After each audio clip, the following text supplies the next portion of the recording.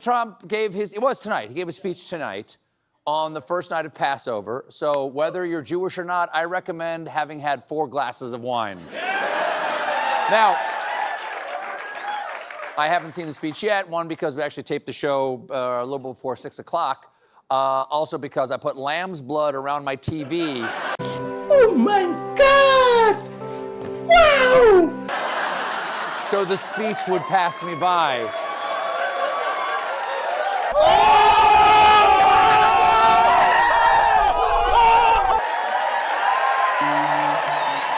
Just migrating that way. There you go. In teasing his remarks, the administration promised an important update on Iran.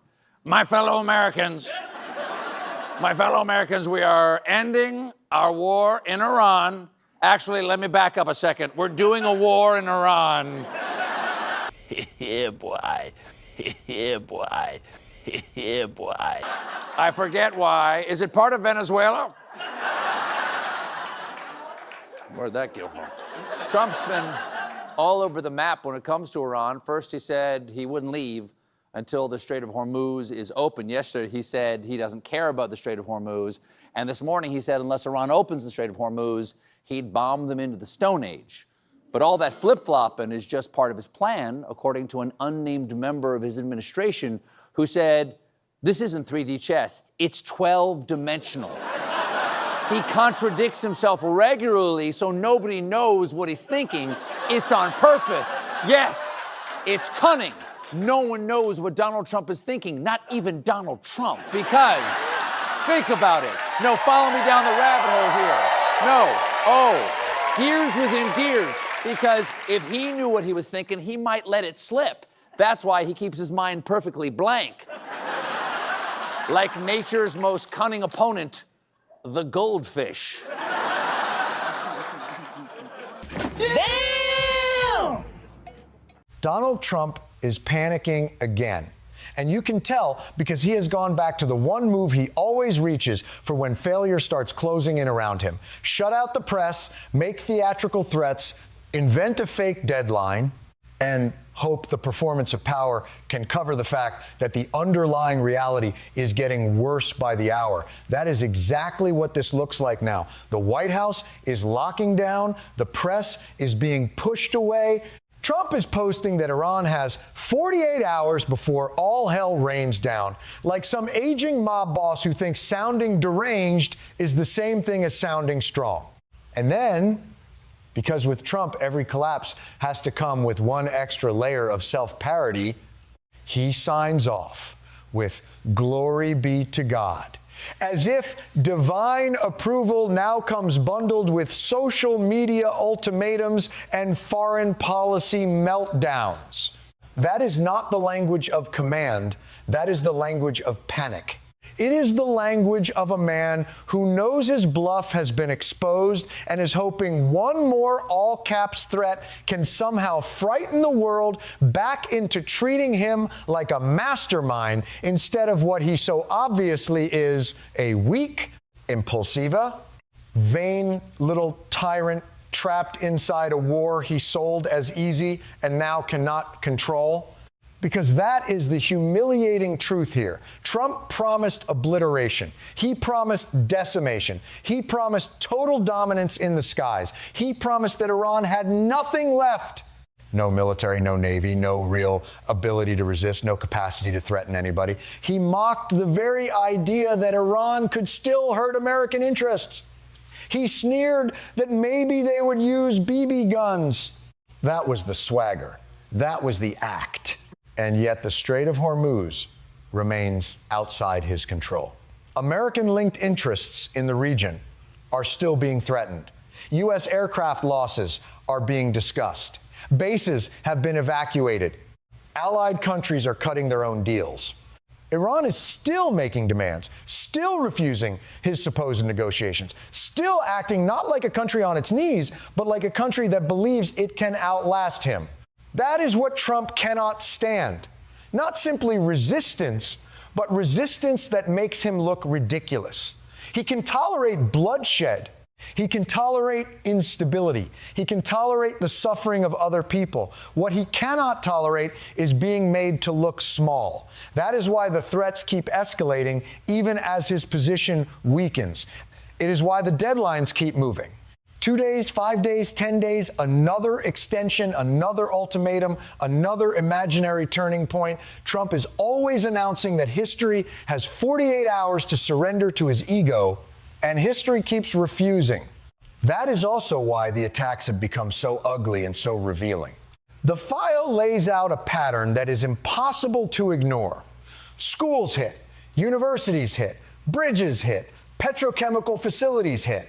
Civilian infrastructure hit again and again, while Trump still tries to market the whole thing as precision, strength, and inevitable victory. This is how authoritarian politics always sounds when it is failing. The rhetoric gets more grandiose as the reality gets more desperate. The threats get more theatrical as the strategy gets thinner. The leader starts speaking less like a president and more like the villain in a bargain bin action movie, because when the facts stop flattering him, performance is all he has left. And still he lies about negotiations. That may be the most pathetic part of all. Trump keeps pretending there are talks, that there is movement, that there are channels, that his pressure campaign has created some great diplomatic opening.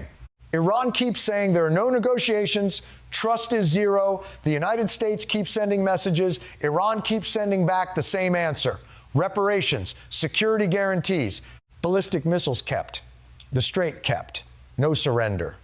No fake Trump deal, no made-for-TV climax in which the Ayatollahs suddenly kneel because Donald Trump barked loudly enough on social media. The whole thing is a public humiliation for a man whose entire political mythology depends on pretending every conflict ends with him holding the pen and everybody else begging for his signature. And while Trump is acting as though the only problem is that the media refuses to admire him correctly, the world beyond his bubble is moving on without him. France, Spain, Italy, Switzerland, Austria, Japan, and others are not waiting around for his fantasy of order to materialize. They are making their own calculations. They are protecting their own interests. They are looking for their own arrangements. That is what happens when the supposed guarantor of stability turns out to be the least stable person in the room. The allies stop waiting for leadership and start shopping for exits. That is the real damage Trump has done. Not just another bad war, not just another lie. He has weakened the very idea that the United States is a serious anchor of the democratic world. NATO gets attacked because it will not rubber stamp his recklessness. Allies are insulted because they were not consulted before he and Netanyahu charged ahead. Russia benefits, Iran adapts, bilateral deals multiply, the Western alliance fractures, and Trump, instead of reckoning with any of that, is still ranting that the New York Times is fake and NATO is unreliable, as if the deepest problem here is that nobody appreciates his genius while the foundations of American credibility are collapsing under his feet. And that is where the weakness becomes impossible to miss. Strong leaders do not have to keep insisting they are strong. Strong leaders do not talk like cartoon warlords. Strong leaders do not keep clearing the press out of the room every time a narrative goes sour. Strong leaders do not post bizarre videos comparing themselves to holy figures while American interests burn abroad. Strong leaders do not spend a war talking about hotel lobbies, statues, ballrooms, and vanity projects. But Trump does. Because Trump is not built for actual power. He is built for the costume of power. He likes the applause, the intimidation, the optics, the mythology, the Sir stories, the fake heroism. He does not like accountability, limits, facts, setbacks, or any reminder that war is not a branding exercise and the world does not exist to flatter him. The file captures that in one brutal contrast after another. On one side, aircraft losses, evacuation, anger, threats, rising pressure, diplomatic isolation, public opposition, a region on edge. On the other side, Trump posting threats, Lindsey Graham sounding like a campy comic book henchman, MAGA members vacationing in Scotland, Graham reportedly clowning around in Disney World, and the White House still trying to sell the public a fantasy of total victory. It would be funny if it were not so dangerous, but that is always the Trump formula: absurdity draped over catastrophe. And then there is the domestic side, where the political damage is getting harder to hide. Most Americans want out. The war is unpopular. Republican identification is weak. People are furious. They are not buying the act anymore. They are tired of the lies, tired of the chaos, tired of the fake strength, tired of watching the same man who promised order and affordability keep delivering instability and cost. That matters because Trump's whole style depends on the idea that he can keep his base emotionally trapped inside his drama long enough that reality never gets a clean shot. But reality is getting clean shots now.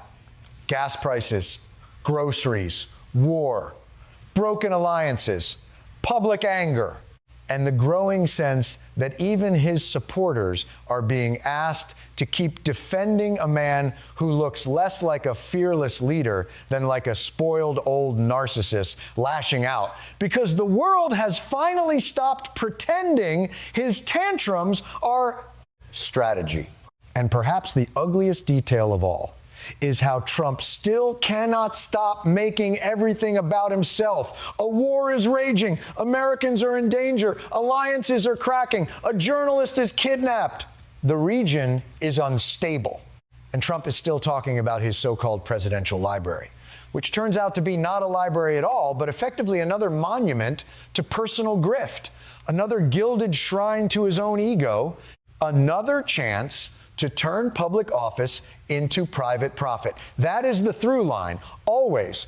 The war, the diplomacy, the institutions, the courts, the alliances, the headlines, the money, the suffering. It all gets fed back into the same machine. Trump's appetite, Trump's image, Trump's enrichment, Trump's self-worship. That is why this moment feels so clarifying. The strongman fantasy is cracking. The world sees it. The public sees it. Iran certainly sees it. Trump keeps threatening all hell. But the only thing truly collapsing here is the illusion that he ever knew what he was doing. He is not in control of the war. He is not in control of the diplomacy. He is not in control of the narrative. He is simply trapped inside the consequences of his own arrogance, snarling at reporters, shifting deadlines, insulting allies, and praying that one more theatrical ultimatum can revive a myth that has already started to rot. The more he shouts, the weaker he sounds. The more he threatens, the more he reveals that force is all he has left. And the more he insists victory is already in hand, the more obvious it becomes that the real story is not Trump's power, it is Trump's panic.